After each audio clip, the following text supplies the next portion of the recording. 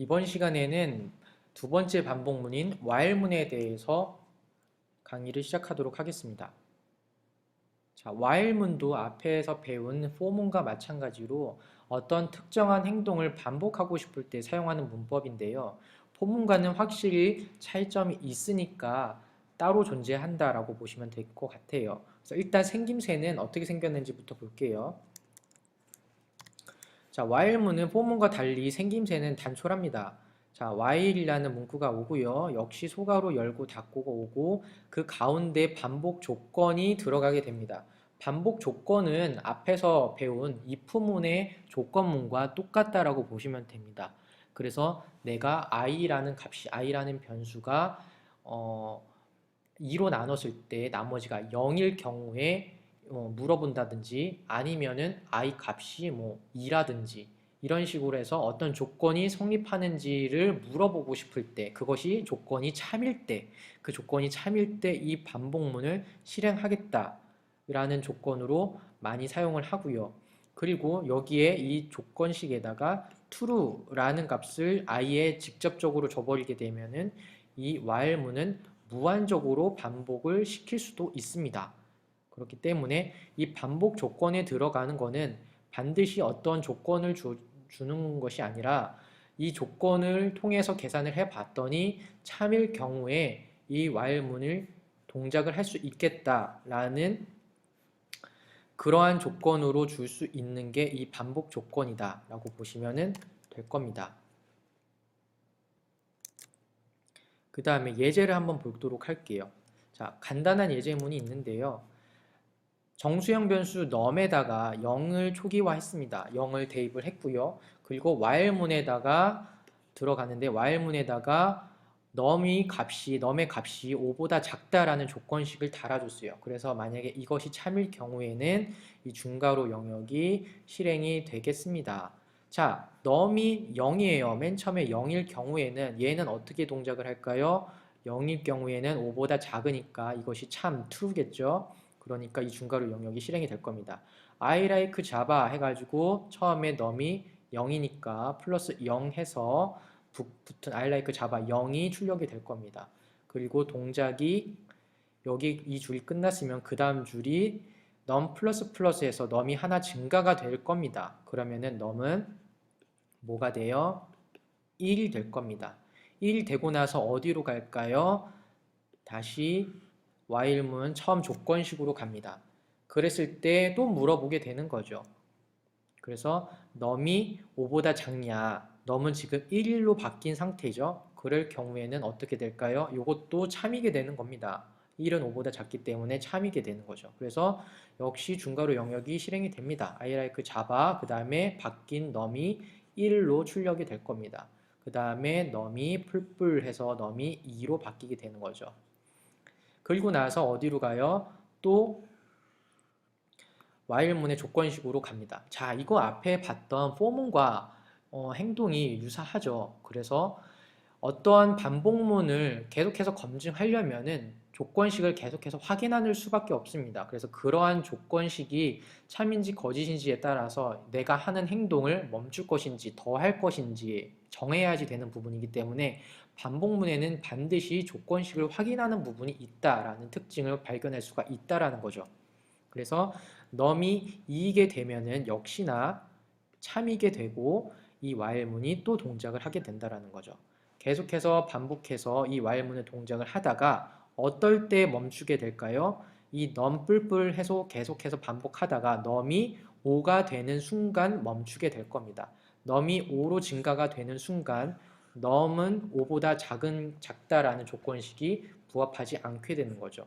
네, 모순이게 되고 false가 되니까 그때 이 while문은 종료가 될 겁니다. 자, 한번 소스상으로 이클립스 상에서 한번 보도록 하겠습니다. 그래서 실행을 한번 보게 되면은 이런 식으로 결과문이 출력이 될 겁니다. 0일 때 while문이 실행이 되고 하나 증가되고 num 값이 4가 될 때까지 실행이 됩니다. num 값이 5가 되는 순간에는 이 조건이 성립하지 않기 때문에 역시나 I like Java 5는 출력이 되지 않다라는 것을 확인할 수가 있다라는 거죠.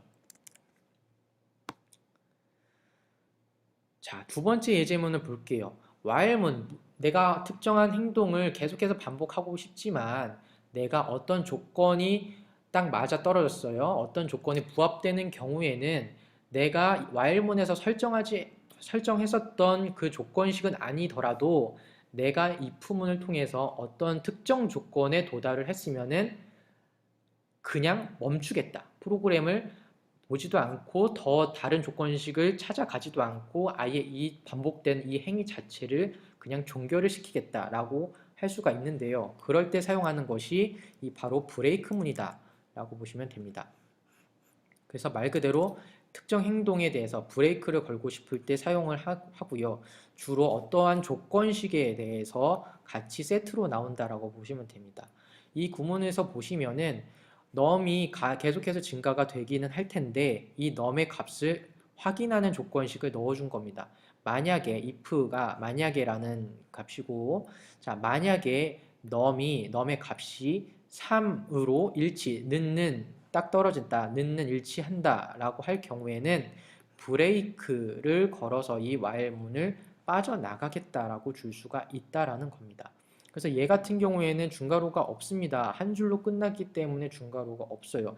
제가 앞전에 설명해서 했을 때는 if문은 반드시 중괄호를 한 줄만 해서도 한 줄만이더라도 중괄호를 사용하는 것이 바람직하다라고 했는데 많은 개발자들이 그 약속에 대해서 예외를 두고 있는 경우가 브레이크 혹은 컨티뉴 이런 식으로 딱 떨어져서 한 문장에 끝나는 경우에는 중괄호를 많이들 생략을 합니다. 그래서 얘 같은 경우에는 브레이크라고 딱 떨어졌기 때문에 중괄호를 써주지 않고 줄 바꿈도 안 하고 바로 옆으로 붙여서 사용을 했던 건데요. 이런 식으로 많이 사용을 합니다. 실제로. 그래서 다시 돌아와서 자, if문을 줘서 num이 3일 경우에는 이 부분이 밑으로 더 실행이 되지 않고 while문이 종료가 된다. 그래서 이런 경우에는 어떻게 될까요? system.out.println의 I like java가 몇 번 출력이 될까요? I like java 맨 처음에 num이 0일 때 출력이 되겠죠. 그 다음에 I like java 1도 출력이 될 겁니다. 그 다음에 I like java 2도 출력이 될 겁니다. 2가 끝나고 나서는 num이 뭘로 증가가 돼요? 3으로 증가가 되고 나서 여기에 while문을 돌아와서 조건을 확인하니까 5보다 작다라는 조건이 성립을 하네요. 그러면 while문을 또 타려고 보니까 이 if문에 들어와서 보니까 num의 값이 3으로 일치한다라는 조건에 만족하네요. 그러면 이 if문을 동작을 하게 되는데 if문의 동작을 하고 보니 브레이크문을 만나게 돼서 이 while문의 num의 값이 3일 경우에는 여기서 while문은 종료가 돼서 이 밑에는 실행이 안 되겠다. 그래서 결국에는 이 프로그램, 이 if num의 3일 경우에 브레이크 달아준 이 구문, 이 한 줄을 추가할 경우에는 I like java가 0, I like java 1, I like java 2까지만 출력이 되는 결과를 볼 수가 있겠네요. 자, while문에 대해서 이해가 어느 정도 됐다 싶으면은 while문 문제, 앞에서 과제로 내줬었던 그 카운트다운 문제 프로그램을 while문으로 바꿔서 한번 풀어보세요. 그래서 while문 앞에서 포문을 사용했었던 것을 while문으로 바꿔서 내가 포문과 while문의 어떤 차이점과 어떤 규칙이 대비되는지를 한번 확인을 해보도록 하겠습니다.